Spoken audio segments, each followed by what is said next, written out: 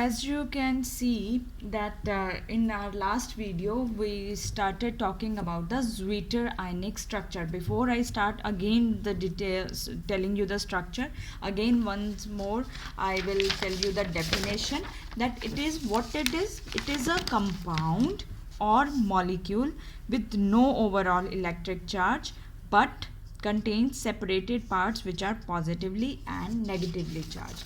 Now what do you know till this time? You know that the basic structure formula of amino acid. Now as you can see that this is our basic group, right? H, functional group. Now this acidic group, it has given one H, right? This acidic group has given its one H. So which kind of charge will be? That will be negative charge, and this type of molecule is known as, or compound is known as, anion. This will form the anion. Now H positive is given. Where it will, this H positive will go? This will go to NH2, right? And what it will form? NH3. Now you can say, see, one positive charge, one negative charge, and this kind of structure is known as Zwitter ionic structure, which can have separate positively charged and separate negatively charged ions within one structure. Now this H positive was given to NH3. So this will form the cation because now it has taken H positive. So which kind of charge will be there? Positive charge. So this kind of structure which has anionic structure is usually formed at high pH. If you give the a solution as having high pH, then this kind of structure will be formed. At low pH you will form this structure, but in a complete solution, that in a normal state or even in the solid state, this kind of structure is observed. So structure of amino acid changes depending on the different pH. If this is your normal solution, but now you have give it to high pH, you have the increase the its acidity or basic concentration. So high pH will give this structure. It will replace its H positive and will transfer it to NH2 positive. But when it will occupy charge at the low pH only, means I will say, if use the term that cation will be formed, as in the chemistry you read that cationic, when cations are formed, when anions are formed. So cations are formed at low, in this case low pH, and anion here is forming at high pH. So that is why we are saying that amino acid has the capacity to change its structure even in the solution of different pH, but in the normal state they show the Zwitter ionic structure also. Now let's talk about the another micromolecule for to last, that is the last micromolecule I will discuss today with you, that is the lipids. Lipids are biomicromolecules. I already told you that why we are calling them biomicromolecules. Now they are heterogeneous organic compound. Hetero means that is the not same kind. They are not made up of same kind of molecule. They are made up of different atoms or mixture basically. Heterogeneous is mixture, right? So they are heterogeneous organic compound made up of carbon, hydrogen and few oxygen. Lipids we discussed at the time when we discussed the plasma membrane, right? They are water insoluble and they are soluble in the non-polar organic solvents like the ethyl alcohol or alcohol.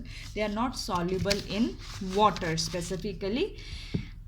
Lipids can be now differentiated or classified into three types. They can be simple, they can be little complex, which are known as conjugated lipids.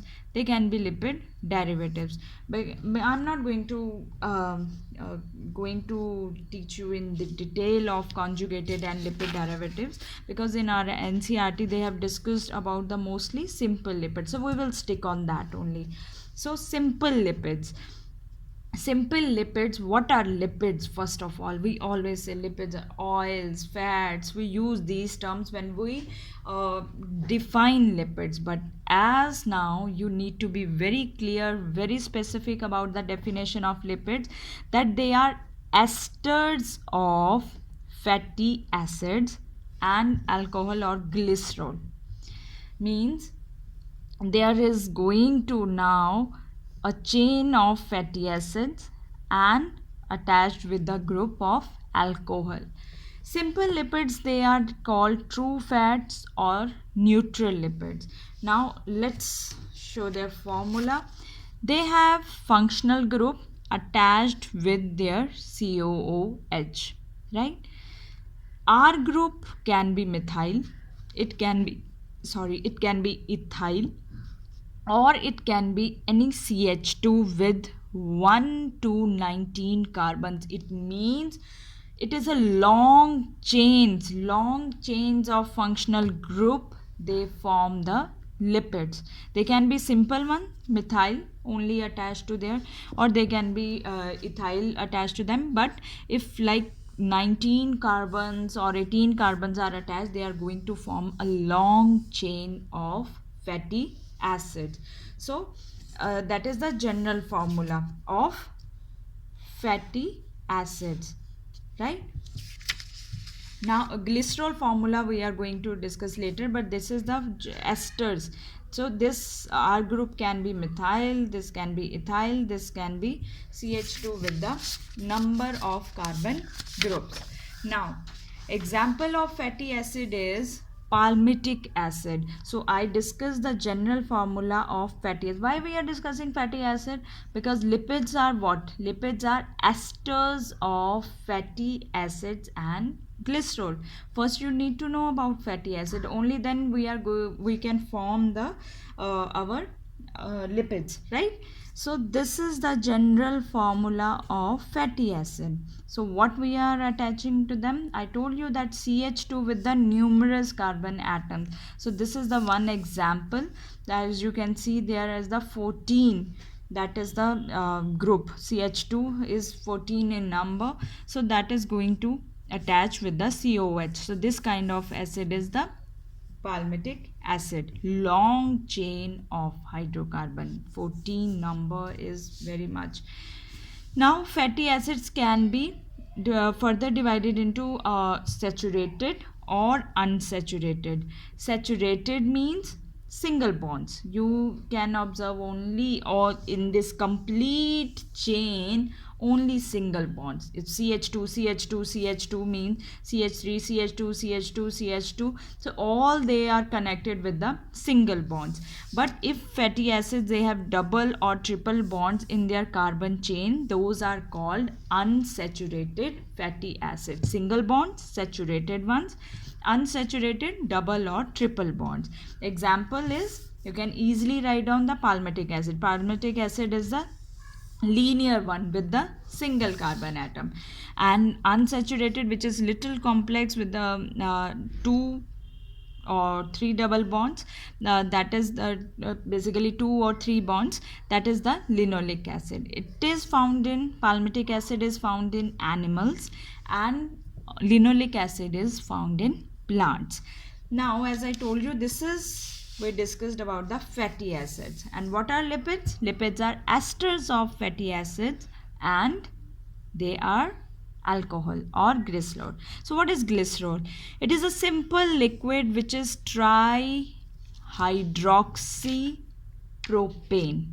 Trihydroxy means how many times we are going to have our OH group? 3 times. So this is the structure of glycerol. It is CH2OH, CHOH, CH2OH. Why we are calling them propane? Because it is having 3 carbon, right? Now, and it has 3 positions, and on the all these 3 positions, this fatty acid will attach. What is the formula for fatty acid? RCOOH. So when fatty acid will combine with this glycerol at the 3 position, one will attach here, one will attach here, then water is removed at every step, and this bond which is formed, as you can see now, what is formed, if I can draw it here for you, CH2O, that is OCr. This bond is called ester bond. That is why now I think you are clear with the definition that lipids are esters of fatty acids and glycerol. Why? Because ester bond is formed when fatty acid combine with the glycerol. So there are 3 places where fatty acids they come and bind. First here, second here, 3 here. So how many ester bonds? 3 ester bonds will be formed and 3 water molecules will be released. If you have to draw a structure of lipids, how you are going to draw? We draw always on the plasma membrane. It has which kind of head? Glycerol. Head is made up of glycerol and tail is made up of chain of fatty acid. Same here. The head is glycerol and chain here one, I have taken only one fatty acid chain. So this chain is made up of fatty acid. Now you very importantly you know this thing that glycerol is hydrophilic in nature, means it is little water loving. Fatty acid is hydrophobic. It cannot, never soluble, water soluble. It is not water soluble at all. That is why it is hydrophobic. Now that kind of molecule which is have both kind of side chains, like first part is hydrophilic and second part is hydrophobic. These kind of molecules, they are called amphipathic. That is why lipids are amphipathic in nature. If question comes why lipids are called amphipathic in nature, because its glycerol head, its head is made up of glycerol which is hydrophilic in nature, and its tail is made up of fatty acid which is hydrophobic in nature. So it at both the ends it has hydrophilic and hydrophobic property. That is why it is called amphipathic in nature. So for today I am going to wind up here till the lipids. Tomorrow we are going to discuss few examples of lipids, right, and little bit about their structure also. Till that point, go through this amino acid. We have discussed 2 bonds today. One is peptide bond, one is ester bond. Yesterday we discussed about the glycosidic bond. Now at least till this time we have discussed 3 bonds: glycosidic, ester bond and peptide bond. And I really feel that you should be clear your concepts with about these 3 of bonds, and you will be clear about the definition ultimately, right? So thank you so much till I meet you to the next video.